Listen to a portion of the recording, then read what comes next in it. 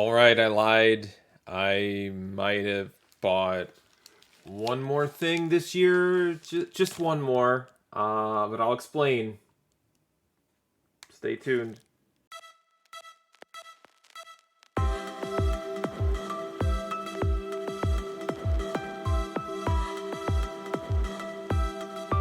All right, I've got an unboxing video, and this is a purchase that I made at the tail end of 2021, early November. And I know I said I was done buying for the year, but I've been working on a new project where I'm trying to be more strategic with my buying and try and jump on new products that have been added to Mile High Comics and looking at those specific new products and seeing which of those have the most potential to be graded and have some sort of return or profit if you're able to hit a 9.8 or a 9.6 or even a 9.4 in some cases back from CGC.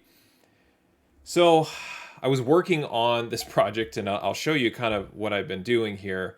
And in doing so, I found a few, 3, 4, 5 books, and one that I ordered and they didn't have in stock after I ordered. So I'll talk about that too. But essentially, I have this, I think what I'm calling, hopefully, the final order from Mile High Comics, and it's my another grading mystery box where I'm buying near mint books from Mile High Comics and then looking at them and hoping that I can either get a 9.8 for them as is, or books that have the potential to be pressed and cleaned and bumped up from 9.4, 9.6, or 9.8. Obviously, these are not automatic 9.4s, but on average, you have about a 20 to 25% chance of hitting a 9.8, and on average of all the books that I've graded that I've received from Mile High Comics over the last 2 years, they average to be about a 9.4. So with that data and with those expectations, and looking at the data and the analysis that I've been performing, I kind of honed in on a number of books here that are in this order. And I'll talk about each one and kind of where they are in my rankings and why I jumped on them. So let's get to the unboxing, and then we'll take a look at the books. All right, here we go. So this arrived Monday, November 15th via FedEx.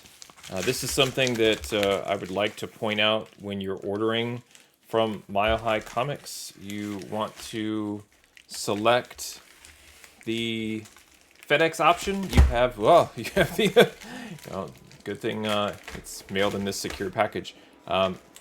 When you're ordering from Mile High, you have the choice to have everything shipped FedEx or USPS. I always choose FedEx.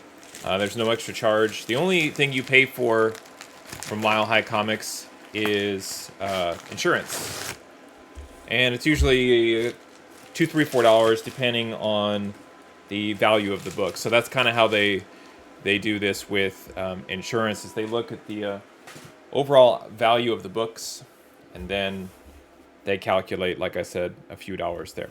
All right, so real easy to get the FedEx envelope open.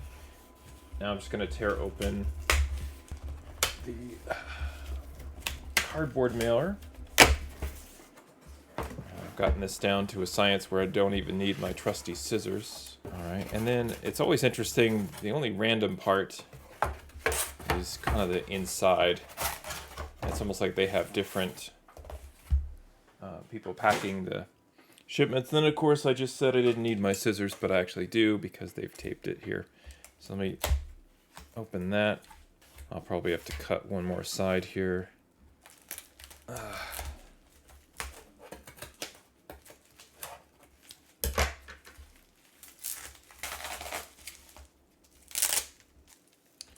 Okay, the books are out. They've made these sort of homegrown cardboard dividers.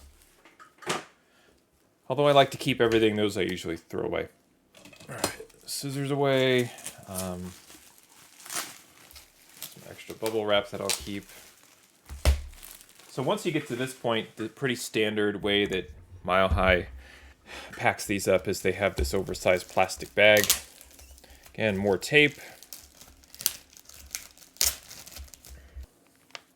And here we go. Now, as I mentioned in the beginning, these books I ordered from Mile High, I decided to be a little bit more strategic than I normally would, where I'm just sort of not randomly buying books, but I'm kind of eyeballing and doing my own research here.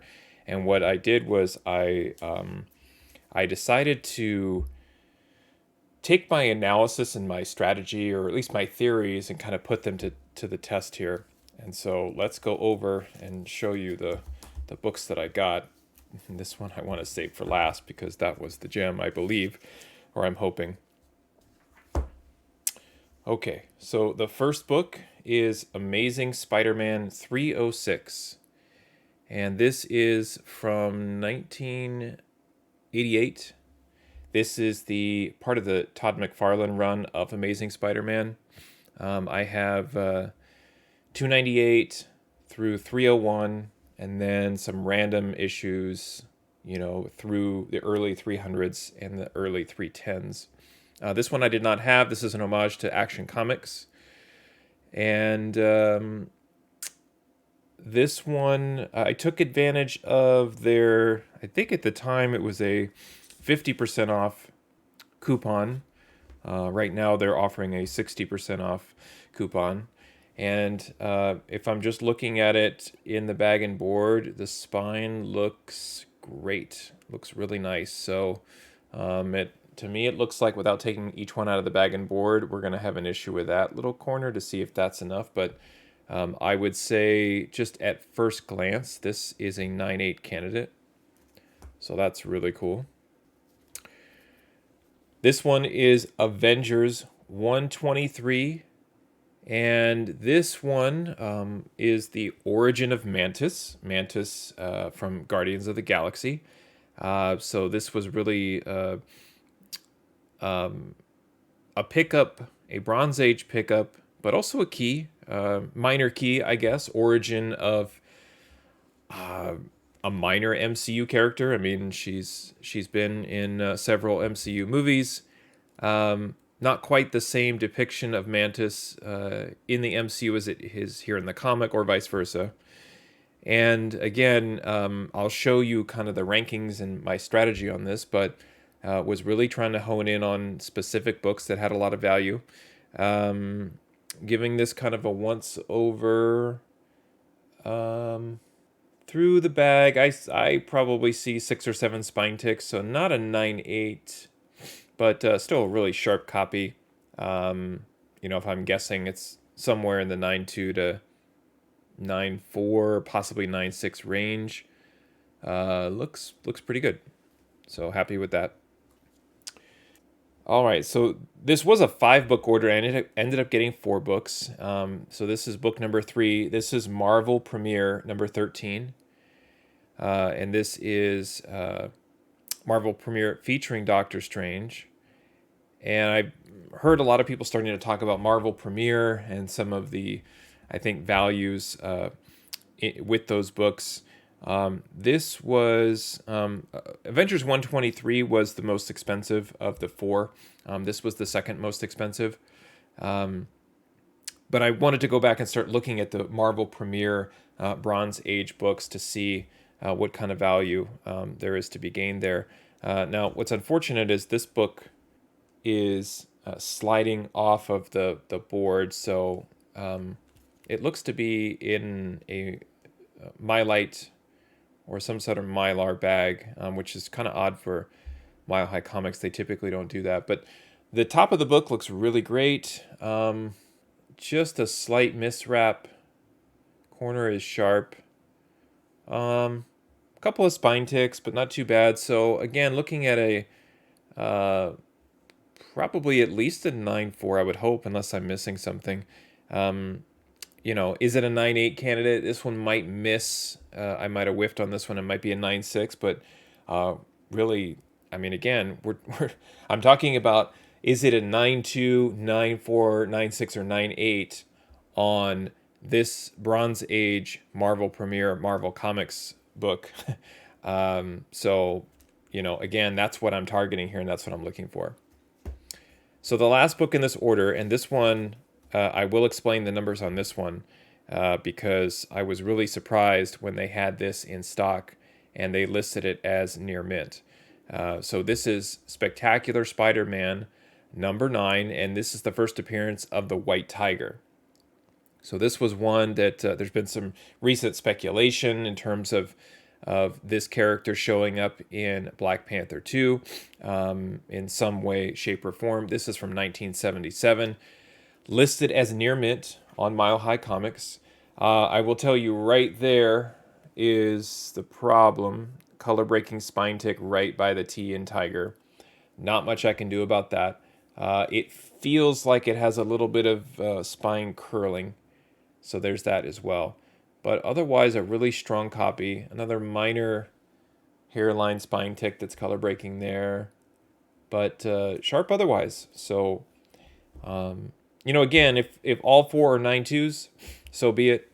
But I'm hoping they are at least a 9.4. And let me explain why I expect those to be a 9.4 or need them to be. And then lastly, the book that was out of stock was Star Wars Star Wars number 10 from the Dark Horse Comics run. That one, again, was shocked to see that one pop into their inventory, and then by the time I had checked out, added it to my cart, submitted my information to complete the order, and then once I got the final processing email back from Mile High Comics, they said that one was out of stock. So I did miss out on that one. But got a 50% off deal on these 4 books and want to kind of talk about what I'm doing and why I bought these 4 books. And we'll give you kind of a preview of a project that I'm working on that directed me towards these 4 books specifically in terms of getting them for the 50% off, yes, but also for their potential value if I were to get them cleaned up and graded. So let's take a look at those numbers here. Okay, so this is something that I've been working on. I've previewed it before in some other videos. If you look at my Mile High Comics mystery grade unboxing videos before, I've kind of previewed this spreadsheet. This is probably, I would say, a 2.0 at this point. I have, let's see, 351 books in here that I'm tracking, and it's a lot of data, it's a lot of numbers, and what I found was I was updating this grid constantly by hand and going back and searching and looking up values, and then I was starting to get burned out by trying to keep the spreadsheet up to date, because you could imagine trying to keep all of these values current and accurate is a big undertaking. So I had devised a way to take some data files and get this updated automatically. So I was able to do that in lieu of manual data entry. So I've been spending my time, I would say over the last week. It took me a couple days to build it, and then a few days to go through and create additional rules and logic around assigning values. You can see here, I'm still kind of tweaking it where this particular book returned not a number. And here's some other ones where 9.6 is not really playing too much of a factor in my analysis at this point. But if you see here, I've got this row here, row 41 with Avengers 123 that's blank. And I'll walk you through kind of what I'm doing. And if you remember just now from the unboxing, Avengers 123, The Origin of Mantis, was one of the books that I purchased. So what I'm going to do is go into cover price, go collect, GPA, and Mile High Comics, and grab the URLs for those specific books. Now, what I've done to kind of cut down on my data entry is I have figured out that the URLs for Go Collect GPA and Mile High Comics are pretty static, and then they're all driven off of the issue number. So really, once that's determined, like I have quite a few Avengers books here that I'm tracking, then all I really need to do is get the cover price URL, and I use the release year to determine the age. So I have a grid here called eras, and tells me, you know, what the era of the book is based on the range here. And so I've broken them out into these 9 different eras so that when I'm looking at some scaling over eras here, then I want to see the grade scale for Silver Age, for Bronze and Copper, and so on by using all of this data. And I'll get into that another time. The more important thing is I need to fill out 123 because this was one of the books that I purchased, and I was using the 1.0 version of the sheet. So let me go ahead and get this guy fired up and get the values in here. So the first thing I'll need to do is find Avengers 123 on Cover Price. And here it is. Kind of open it up. Sometimes Cover Price lists the default book as newsstand, and then other times they're listed as direct. I'm not a huge fan of trying to buy one or the other. I just kind of get the one. I prefer direct, I guess, over newsstand, but I'm not a newsstand snob or anything like that. If I happen to get one, great. If not, it's perfectly fine. So just looking at the information here, we've got a fair market value of this book in a 9.8, and I'll zoom in a little closer for you. $350 for this. Raw comic average sale, $12.23. I paid a lot more than that. That was the most expensive book that I ordered. And remember, this is raw, probably pulling from eBay mostly. So you don't even know what the condition is. Last sale, $15, trending down. But this $350, that was the interesting value and amount for me. And then also the $67 and $50 here for the 9.6 and the 9.4. So I'm going to copy the URL here, and this is from 1974. So I will plug in the year, and that is all I need to do. Okay, so now I'm going to run my analyzer, and what we'll see here, if you keep your eye on, I'll zoom in here one more. If you keep your eye here on row 41, what we'll see is we'll see some information start to get automatically plugged in here. And the analyzer is going to determine which values based on the columns. So starting with column H, we've got CPK. It's not whether or not I want pizza. It is cover price key. There's a lot of different sources for keys, but I'm using cover price. The date the analyzer ran, and then all of the values. So the raw is that cover price raw value, that $12.23. It just popped in right there. And then you can also see the cover price $350 value, the $67 for the 9.6, and the $50 for the 9.4. So that $350 in a 9.8 is plugged in. But we've also got some other information here from Go Collect. The Go Collect 9.8 seems ridiculously high, almost $2,500 for that book in a 9.8. I don't believe that's accurate, but I'll explain how I use that here in a second. And then we've got, moving to the right, we've got GPA saying that this is a $358 book in a 9.8, so very close to cover price. But its 9.6 and 9.8 values are above cover price and actually more in line with Go Collect. So what I end up doing is taking an average across all 3 sources, because maybe 3/4 of the time, so 75% of the time, the 3 sources typically have roughly the same value. But every now and then you get some real weird, strange number like this 2,500. So I end up taking the average of all 3. And that's how I plug in the graded 9.8 value.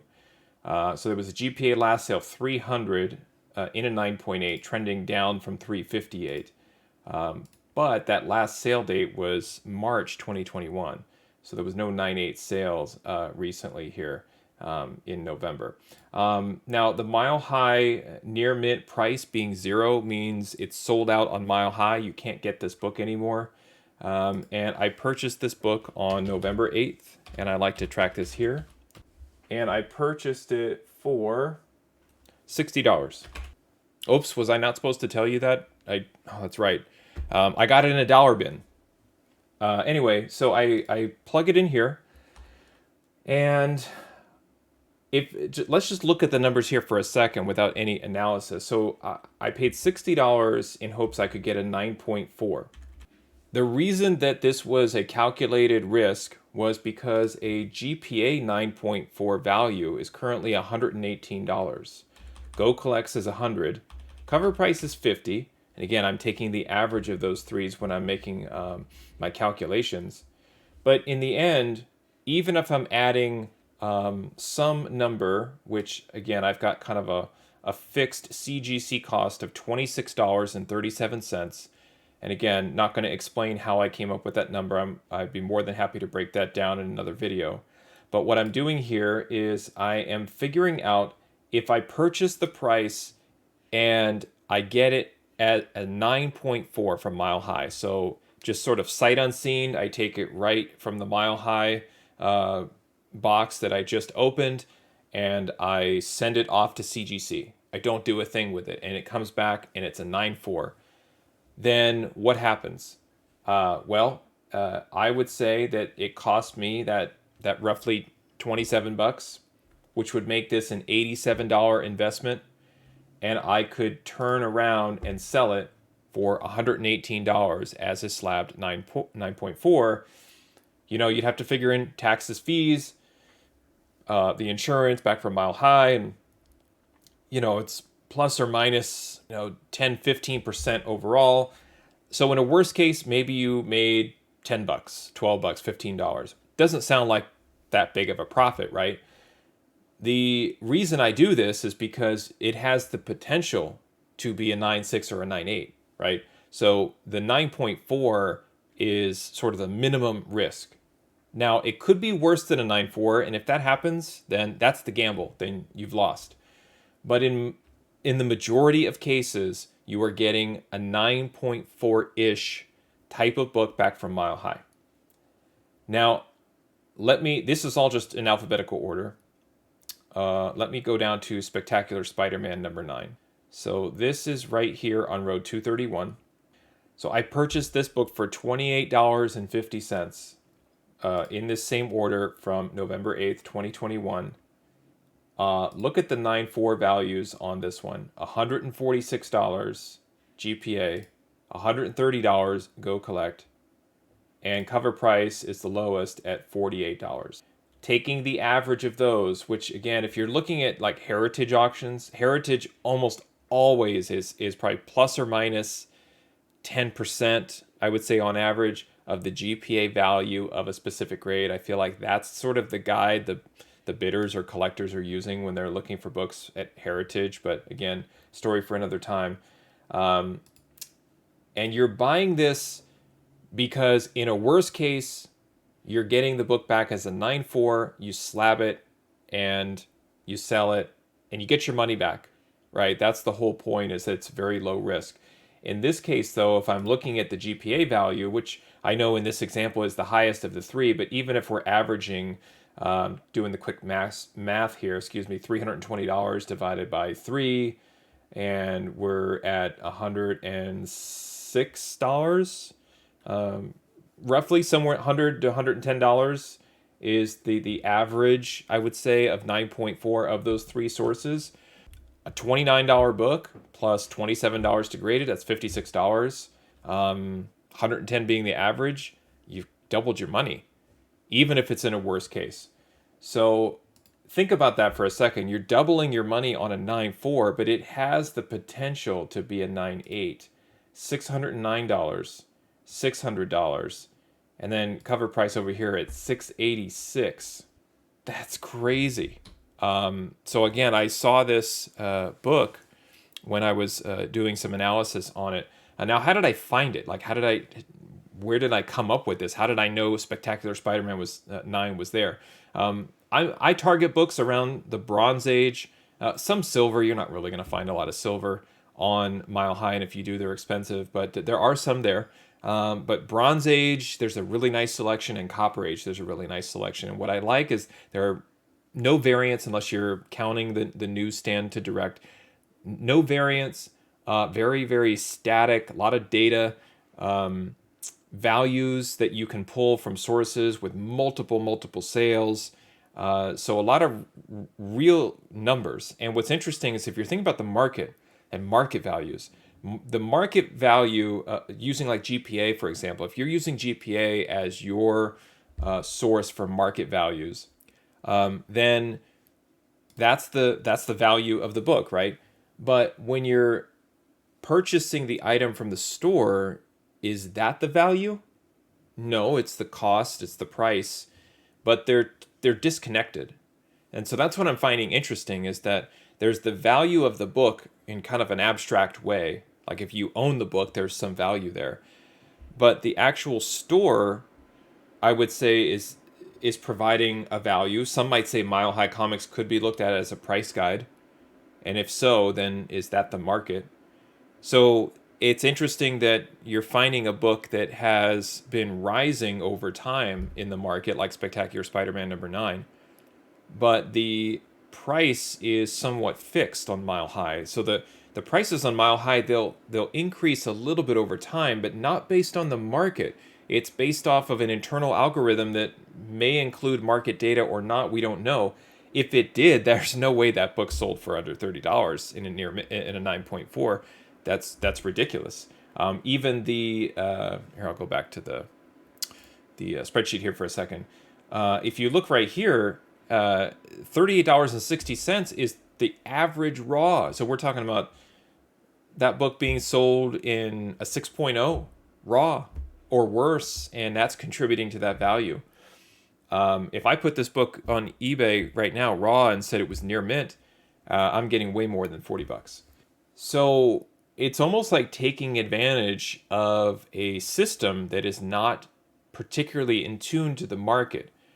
And so let me get into the sort of final piece of analysis on this, which is what I say is the buying analysis. So let's go down here. And some of the items are grayed out, which just means they're not available on Mile High. And then some of them are available there. So, Spider-Man. Okay, so 9 is no longer there. It's sold out, and for good reason. I bought that right away. But let me just move over to some of the other Spectacular Spider-Man issues. So if you're taking all comic books that I'm tracking and all of the values that I'm putting into these worksheets, then through my algorithm, I'm able to determine whether or not this is a strategic purchase. And by strategic, I mean potential to gain the most profit or retain the most value over time based on my market value data sources. So in the case of Spectacular Spider-Man, it's grayed out, so now the buy priority is all the way at the bottom. 281, it just means it's assigned to the bottom. It's all of the books that I've tracked but are sold out on Mile High. So if I'm looking at just Spectacular Spider-Man, I can see that this particular book has a buy priority of 63, 72. So the lower the number, the more of a priority the book is to buy. So if I was just a Spectacular Spider-Man collector and I had just purchased #9, that's my first book, then out of the other 5 books that I'm tracking, I would pay $30 for Spectacular Spider-Man #7 because that has the best value and potential out of the other, when you're comparing it to the other books in the list. And you can see there again, because we're looking at 9.4 being $99, you're going to buy it for $30, you're going to spend $27 to slab it, that's $57. And again, I said a worst case, maybe average case, right? 9.4 being the average. It could be a 9.2. Mile High claims that their near mint books are 8.5 and above. You know, kind of your mileage may vary sort of situation here, but that's kind of what I'm doing. I'm looking at all of these data sources. I'm looking at the price on Mile High Comics. It's really the only source that I know of that has the largest number of books and an inventory for the era that I'm looking to purchase from. So kind of moving away from moderns, and for moderns, honestly, pre-ordering or scouring the internet for other online stores that have a modern that's peaked, you could just grab it off of one of those stores or eBay or something like that. But Mile High is really unique in this space, and there are some other, Reese's, Super World, Metropolis. There are some other stores that have these kind of books, but just not to the level of inventory that Mile High does. And really, again, kind of, I hate to say taking advantage of the system, but really looking at their data, comparing it to actual market data and real sales, auctions of slabbed books, and converting the Mile High books from raw to slab, and having the analysis and these tools tell you this is the comic book to buy. You should get it. Use the discount code. And again, if it comes back, I'm very happy with the condition of these books. Honestly, I noticed that there's a few things I would point out that are wrong with each of them, but I really take good pride in keeping a high grade collection of comic books as my personal collection, and I will gladly add these 4 books to it. And I will pay more to get them in a high grade, because again, it has the potential. If you've got a 9.4 that you send for pressing and cleaning, it's at least a 9.4, could be a 9.6, 9.8. If you've got a 6.0, it's not, you're not going to get a 9.8 out of it. So there's a lot of gambling and a lot of risk involved, but I use the analysis to make it as low risk, high reward as possible. So there you go. I'm going to do future videos on this project that I'm working on and share, some of the buy priorities, so I don't keep them all for myself. I can't afford every comic anyway. So I'd like to show you some of kind of what's available right now, and what are the priorities and what the spreadsheets are telling me, and maybe make it a regular series if you're interested. So if that's of interest to you, leave me a comment. If you'd like me to break down more of how I put the numbers together, I'd be happy to do that, but just let me know. And I really hope that's the last purchase of the year for me. I really need to get my back catalog organized, but a lot of this prep work in the spreadsheets is going to make me more of a strategic buyer in 2022. Thanks for watching, happy collecting, and see you next time.